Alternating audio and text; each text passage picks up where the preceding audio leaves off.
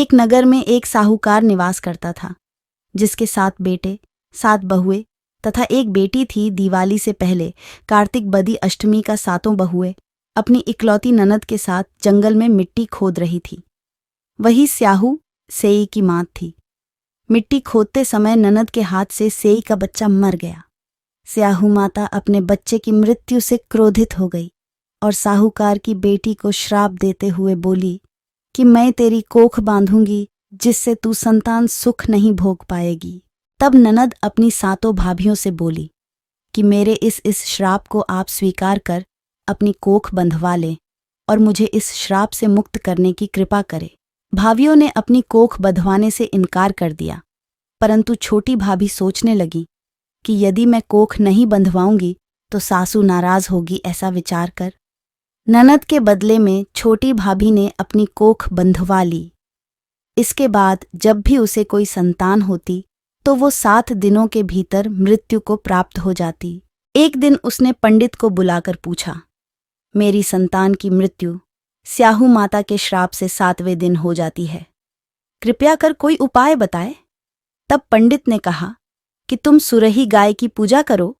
सुरही गाय स्याहू माता की प्यारी है, वह तुम्हें इस श्राप से मुक्ति पाने में तुम्हारी मदद कर सकती है तथा तुम्हारी संतान के प्राणों को बचा सकती है। इसके बाद से वह बहू प्रातःकाल उठकर चुपचाप सुरही गाय के नीचे सफाई आदि कर जाती है।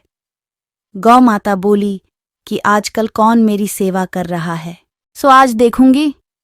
गौ माता खूब तड़के उठी। क्या देखती है कि एक साहूकार के बेटे की बहू उसके नीचे सफाई आदि कर रही है। गौ माता उससे बोली, मैं तेरी सेवा से प्रसन्न हूं, इच्छानुसार जो चाहे मांग लो। तब साहूकार की बहू बोली कि स्याऊ माता तुम्हारी भायली है और उसने मेरी कोख बांध रखी है, सो मेरी कोख खुलवा दो। गौ माता ने कहा, अच्छा तो ये बात है। गौ माता ने कहा, मैं तुम्हें समुंदर पार स्याहू माता के पास ले चलती हूँ, वही तुम्हें इस श्राप से मुक्त कर सकती है। और गौ माता उसे समुंदर पार स्याहू माता के पास लेकर चल देती है। रास्ते में कड़ी धूप थी, सो वो दोनों एक पेड़ के नीचे विश्राम के लिए बैठ जाती है। वहां पास में एक गरुड़ पंखानी पक्षी का बच्चा था। सांप उसको डसने लगा। तब साहूकार की बहू ने सांप मारकर ढाल के नीचे दबा दिया और बच्चों का बचा लिया। थोड़ी देर में गरुड़ पंखनी आई, जो वहां खून पड़ा देखकर साहूकार की बहू को चोंच मारने लगी। तब साहूकारनी बोली कि मैंने तुम्हारे बच्चों को नहीं मारा, बल्कि सांप तुम्हारे बच्चों को डसने को आया था। मैंने तो उससे तुम्हारे बच्चे की रक्षा की है। यह सुनकर गरुड़ पंखनी बोली कि मांग तू क्या मांगती है।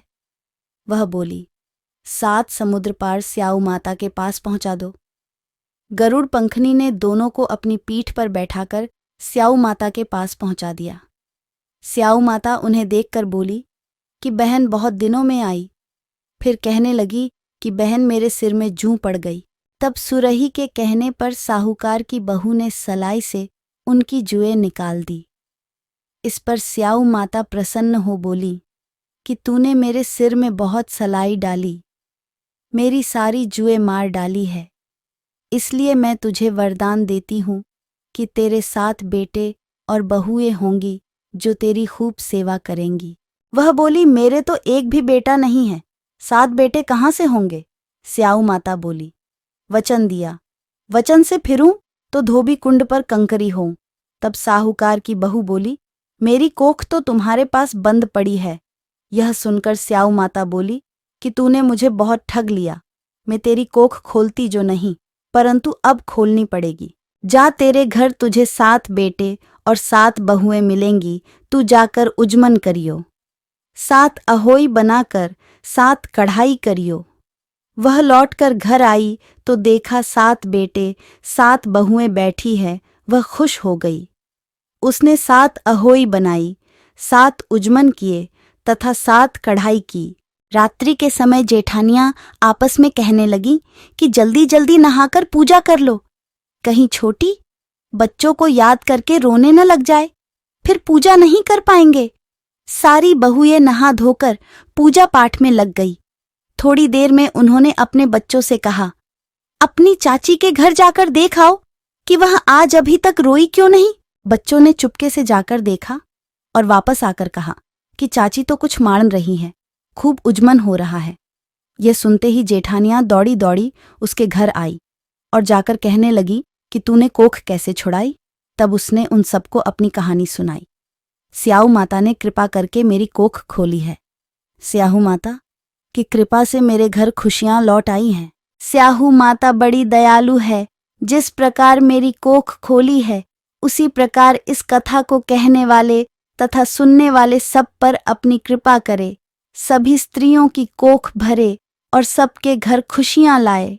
इस प्रकार स्याहू माता के कहे अनुसार जो भी स्त्रियां विधि विधान से अहोई अष्टमी का उपवास करती हैं तथा पूजा अर्चना करती हैं, उन सभी को स्याहू माता का आशीर्वाद प्राप्त होता है तथा उनकी संतान की आयु बढ़ती है तथा उनके परिवार में सुख समृद्धि रहती है।